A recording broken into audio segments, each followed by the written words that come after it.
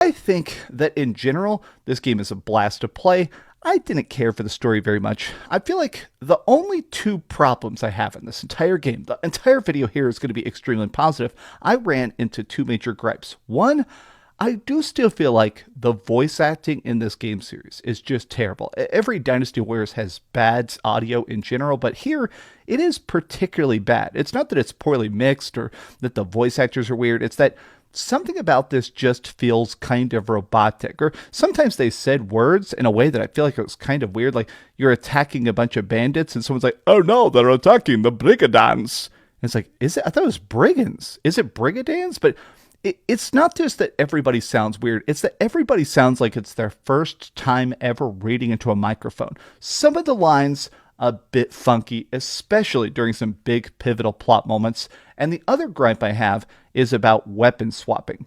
Now, this is mostly a good thing. So the nameless hero that we play as, I called my guy Subscribe, but when you're playing it, as you're going through this, you're constantly unlocking new weapons. There's different stuff like spears, polearms, twin axes, different styles of sword that are bigger or heavier or crazier. But what's cool about this is that using a weapon has a proficiency system. Getting better at it, doing bigger mass kills and stuff like that, ups it at the end of the battle.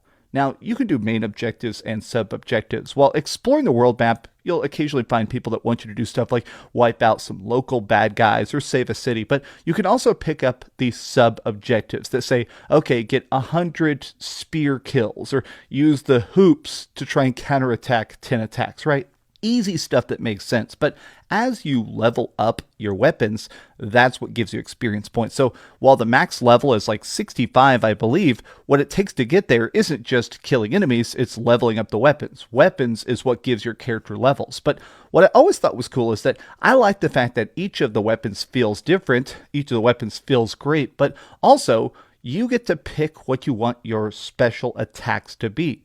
So when you're fighting people, there is this break system. People sort of have staggers. So all the bigger lieutenants, the other super soldiers you're encountering on the battlefield, they need to be staggered. Now you can do this by parrying their blows, by hitting their weak point, by calling in stuff like arrow strikes from your army and stuff like that. But when you weaken them enough, you can do a big takedown. Now it doesn't always kill them, but it usually takes out at least 60% of their health. That's all nice and good. But what I also found cool about this is that while you're charging up this, your different skills, like as you upgrade a weapon or as you do side quests, you get different styles of special attack that are more single target or better for taking on entire swaths of people. Like if you're fighting a guy who's still surrounded by 1,000 freaking bodyguards, there are some special attacks that are basically like a bomb going off.